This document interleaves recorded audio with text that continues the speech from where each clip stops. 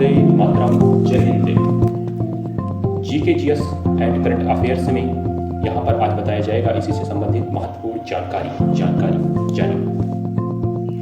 वायुमंडल की संरचना, आज का यह विषय है वायुमंडल की संरचना विशेष पॉइंट। वायुमंडल, ध्यान दीजिए, वायुमंडल अलग अलग घनत्व तथा तापमान वाली परतों से बना है। क्या? वायुमंडल जो है अलग अलग घनत्व तथा तापमान वाली परतों से बना है। पृथ्वी की सतह के निकट घनत्व अधिक होता है तथा ऊंचाई के साथ यह कम हो जाता है। तापमान तथा वायुदाब के आधार पर वायुमंडल को निम्न स्तरों में बांटा जा सकता है। सबसे पहले यहाँ पे आपको बताते हैं, पहला स्तर होता है वायुमंडल की संरचना में क्षोभ मंडल। तो जानिए क्षोभ मंडल के बारे में। क्षोभ मंडल वायुमंडल के सबसे निचले भाग को, जिसकी ऊंचाई धरातल से, जो पृथ्वी है, पृथ्वी की सतह से, धरातल से 12 किलोमीटर कह सकते हैं, 12 किमी होती है। क्षोभ मंडल कहाँ कहा जाता है? तो यहाँ पर वायुमंडल के सबसे निचले भाग को, जिसकी ऊंचाई धरातल से 12 किमी होती है, क्षोभ मंडल कहा जाता है। इसे परिवर्तन मंडल या कहीं अधोमंडल भी कहा जाता है। क्षोभ मंडल को धरातल से ऊपर जाने पर प्रत्येक 165 मीटर पर 1 डिग्री सेंटीग्रेड की दर से तापमान कम होता जाता है। इस मंडल में ऋतुवत परिवर्तन हुआ करता है। जाड़े की अपेक्षा गर्मी में इसकी सीमा ऊंची हो जाती है। इसकी ऊंचाई पर अक्षांशों का भी प्रभाव होता है। मौसम की प्रायः सभी घटनाओं कह सकते हैं, घटनाएं जो हैं, कोहरा जिसमें बादल शामिल है, कोहरा शामिल है, ओला है, आंधी तूफान है, मेघ गर्जन है, विद्युत प्रकाश आदि इसी भाग में संपादित होते हैं। क्षोभ मंडल एवं समताप मंडल के बीच 11/2 मीटर परत को ट्रोपोपास कहते हैं। इस भाग में सभी मौसमी परिवर्तन यहाँ पे कह सकते हैं, जो परिवर्तन इसमें है, स्थगित हो जाते हैं। वास्तव में यह दोनों मंडल का विभाजन है। तो यह हो जाता है क्षोभ मंडल के बारे में। पहला स्टेप रहा क्षोभ मंडल। अब वायु संरचना में दूसरा स्टेप आता है, जिसे कहते हैं समताप मंडल क्षोभ मंडल के ऊपर का भाग होता है। यहाँ पे इसकी ऊंचाई 12 से 30 किमी तक बताई जाती है। इसमें ताप वितरण में समानता होती है, मौसमी स्थिरता रहती है, क्षैतिज क्षीण पवन चलती है और आंधी तूफान नहीं आते हैं। इसी परत में मौसमी गुब्बारे और वायुयान तथा जेट विमान उड़ते हैं इसी संरचना में। तो ये हो जाता है समताप मंडल। तो ये समताप मंडल कहलाता है। अब आइए वायु संरचना के अंतर्गत जो तीसरा मंडल आता है, उसका नाम है ओजोन मंडल। तीसरा मंडल है ओजोन मंडल। ओजोन मंडल जो है धरातल से 30 से 50 किमी की ऊंचाई के मध्य ओजोन गैस O3 कह सकते हैं, ओजोन गैस O3 की प्रधानता वाली परत मिलती है, जो सूर्य से आने वाली हानिकारक परावैगनी किरणों को अवशोषित कर लेती हैं, सोखती हैं। यहाँ पर वैज्ञानिक विकास के फलस्वरूप कई ऐसे तत्वों का उत्पादन किया जा रहा है जिनसे इस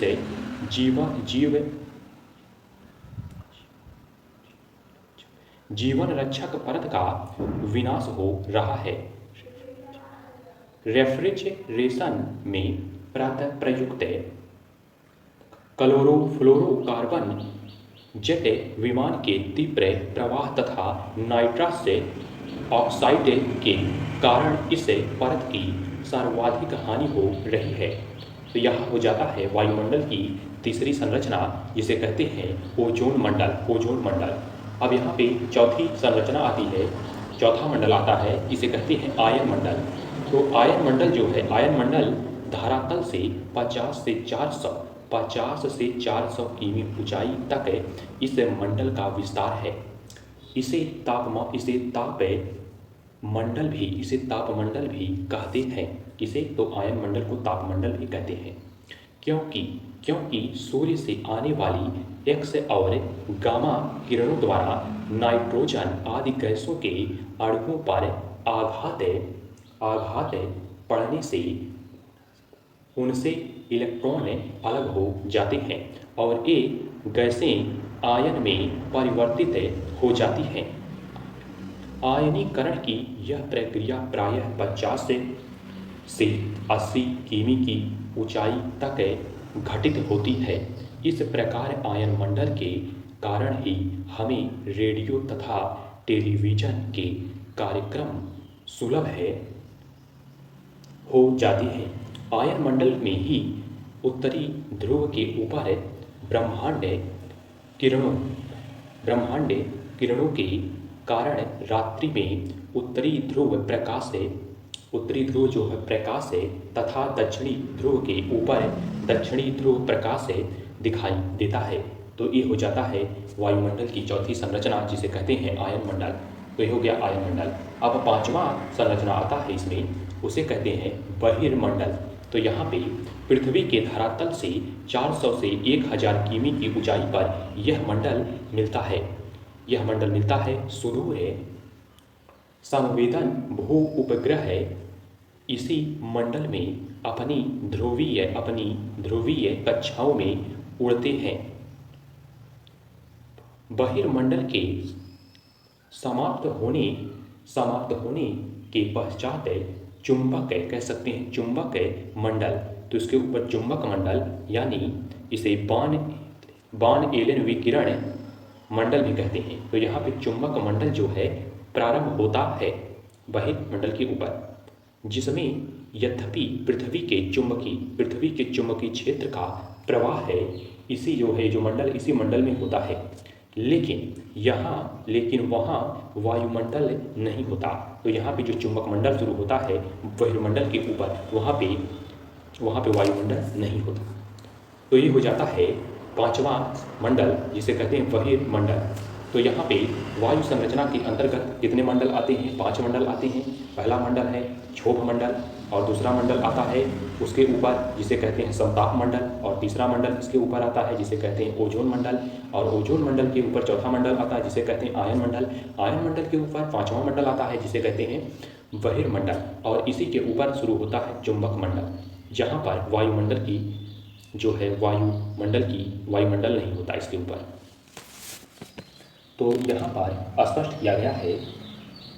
तो ये हो जाता है वायुमंडल की संरचना के बारे में यहाँ पे बताया। वायुमंडल की संरचना। अब यहाँ पर आइए कुछ महत्वपूर्ण स्मरणीय तथ्य के बारे में जान लीजिए। पॉइंट: वायु गर्म होने पर फैलती है। वायु जो है गर्म होने पर फैलती है और ठंडी होने पर संकुचित होती है। जो वायु है जब गर्म होती है वो संकुचित होती है, यहाँ पे ठंडी जब होती है तो संकुचित होती है, और जब गर्म होती है तो ये फैलती है। तो कह सकते हैं वायु गर्म होने पर फैलती है और ठंडी होने पर संकुचित होती है। इससे वायुमंडलीय दाब में अंतर आता है। इस कारण से वायुमंडल की जो दाब में है अंतर आता है। इस अंतर का परिणाम यह होता है कि वायु अधिक दाब से निम्न दाब की ओर संचारित होती है। अब यहीं पर जानिए क्षैतिज रूप से, तो यहाँ पे क्षैतिज रूप से गतिशील वायु को पवन कहते हैं। क्षैतिज रूप से गतिशील वायु को पवन कहते हैं। वायुमंडलीय दाब यह निर्धारित करता है कि वायु कब ऊपर उठेगी और कब नीचे की ओर गतिमान होगी।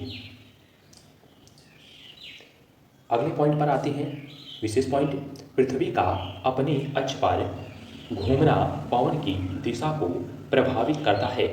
इस बल को कोरियालिस, इस बल को जो है कोरियालिस बल कहते हैं। वायु का सर्वाधिक घर्षण जो है धरातल पर होता है। जो वायु है, हवा है, इसका वायु का सर्वाधिक घर्षण जो है धरातल पर होता है। इस घर्षण का प्रभाव धरातल से 1 से अधिक 2 किमी की ऊंचाई तक होता है। यह घर्षण, वायु का घर्षण। अब यहीं पर जो है पॉइंट, सूर्य के चारों ओर परिक्रमण के दौरान 4 जुलाई को पृथ्वी सूर्य से सर्वाधिक दूरी पर होती है। किस दिन? तो 4 जुलाई को पृथ्वी सूर्य से सर्वाधिक दूरी पर होती है। यह दूरी 15 करोड़, यह दूरी जो है 15 करोड़ 20 लाख किमी होती है। पृथ्वी की इस दूरस्थ स्थिति को अपसौर कहा जाता है। आगे पृथ्वी 3 जनवरी की बात करें तो पृथ्वी 3 जनवरी को सूर्य के सबसे निकट होती है। कह सकते हैं कितना निकट? तो 14 करोड़ 17 लाख किमी के आसपास। तो यहाँ पे 3 जनवरी को सूर्य के सबसे निकट पृथ्वी जो है होती है। इस स्थिति को उपसौर, इस स्थिति को जो है कहेंगे उपसौर कहते हैं। आगे अब यहीं पर बात करते हैं, पृथ्वी द्वारा प्राप्त वार्षिक सूर्य तप 3 जनवरी को 4 जुलाई की अपेक्षा अधिक होता है। सूर्य तप की तीव्रता की मात्रा में प्रतिदिन प्रत्येक मौसम और प्रतिवर्ष परिवर्तित होता रहता है। तो यहाँ पर कुछ विशेष महत्वपूर्ण तथ्य बताया गया और महत्वपूर्ण पॉइंट बताया गया। तो यहाँ पे वायु संरचना के बारे में महत्वपूर्ण जानकारी दिया गया। मिलेंगे अगले वीडियो में। जय हिंद, जय भारत।